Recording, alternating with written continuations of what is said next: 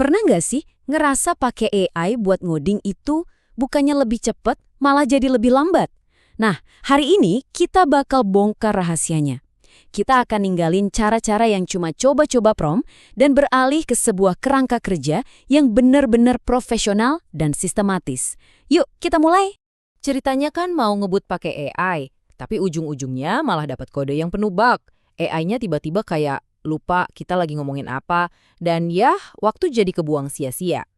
Kalau Anda pernah ngerasain hal kayak gini, tenang aja, Anda nggak sendirian kok. Dan ini ada alasannya. Ternyata kuncinya itu bukan di satu prompt ajaib yang bisa menyelesaikan semua masalah. Rahasianya ada di sebuah pendekatan yang sistematis yang dibangun di atas 6 pilar utama. Kalau Anda bisa kuasai ke-6 pilar ini, Anda bakal mengubah AI dari alat yang kadang-kadang nggak bisa diandelin jadi copilot coding yang beneran powerful. Oke, kita mulai dengan pilar pertama yang jadi fondasi dari segalanya, prompting. Ini bukan sekedar nanya ke AI ya, ini adalah seni gimana caranya kita ngasih instruksi yang super presisi. Sebuah prompt yang efektif itu ternyata punya 5 komponen kunci. Anda harus kasih struktur yang jelas, instruksi yang tepat, dan tentu aja pasang batasan. Tapi yang paling penting dari semuanya adalah ngasih contoh. Ingat ya, AI itu kan mesin pengenal pola. Dia belajar dari referensi yang kita kasih. Makin bagus contohnya, makin bagus juga hasilnya. Nah, contohnya kayak gini. Prompt ini jelas banget ngasih batasan. Fokus ke dokumen perencanaan atau PRD dulu. Jangan langsung ngoding. Ini adalah contoh sempurna dari prinsip iterasi bertahap yang ngejaga AI biar nggak lompat terlalu jauh dan malah bikin kesalahan. Oke, pilar kedua adalah memilih model AI yang tepat. Karena nggak semua AI diciptakan sama, milih senjata yang pas buat setiap medan perang coding itu krusial banget. Untuk saat ini, ada 2 pemain utama yang paling menonjol. Claude Opus itu ibaratnya paket komplit, jago buat logika dan tugas-tugas rumit, tapi ya harganya emang premium. Di sisi lain, Gemini itu jagoan banget buat urusan visual, misalnya kayak desain UI. Jadi intinya jelas, sesuaikan modelnya sama tugas dan tentunya anggaran Anda. Terus gimana kalau budget lagi mepet? Wah, jangan khawatir. Ada banyak alternatif yang kemampuannya nggak kalah oke. Cloud Sonnet misalnya, itu pilihan bagus buat tugas umum. Dan masih banyak model lain yang harganya lebih bersahabat. Kuncinya adalah fleksibel dalam milih alat.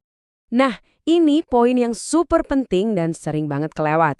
Model AI yang sama persis bisa ngasih hasil yang beda jauh, tergantung alat atau wrapper yang Anda pakai. Alat kayak Cloud Code atau Cursor itu udah punya konfigurasi internal yang bisa mengoptimalkan output AI-nya. Jadi, jangan cuma fokus ke modelnya, tapi perhatiin juga lingkungan tempat Anda pakainya. Sekarang kita masuk ke pilar ketiga, sebuah solusi teknis buat salah satu kelemahan terbesar AI, pengetahuannya yang seringkali ketinggalan zaman. Gampangnya gini deh, bayangin MCP ini kayak kita ngasih AI kacamata buat baca internet secara real time. Model AI itu kan dilatih pakai data sampai tanggal tertentu, jadi dia buta sama library atau framework terbaru.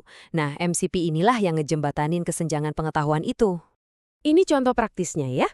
Anda minta AI buat pakai Tailwind CSS, dia malah ngasih kode buat versi 3, padahal versi 4 udah rilis dengan banyak banget perubahan penting. Nah, MCP dengan alat-alat pendukungnya bakal mastiin AI ngebaca dokumentasi versi 4 yang paling baru dan benar. Lanjut ke pilar keempat, dan ini salah satu yang paling keren menurut saya. Anda bisa ngajarin AI aturan main yang spesifik buat proyek Anda.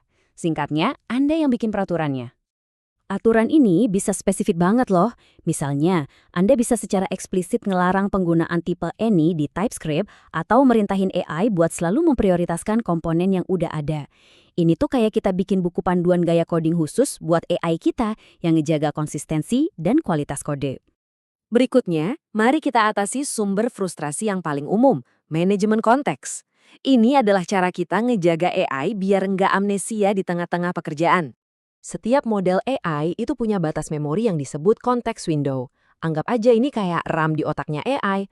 Kalau obrolan kita kepanjangan, informasi di awal-awal itu bakal mulai kehapus. Nah, inilah alasan utama kenapa AI kadang-kadang mulai ngasih jawaban yang nggak nyambung. Buat ngatasin ini, ada 2 pendekatan utama.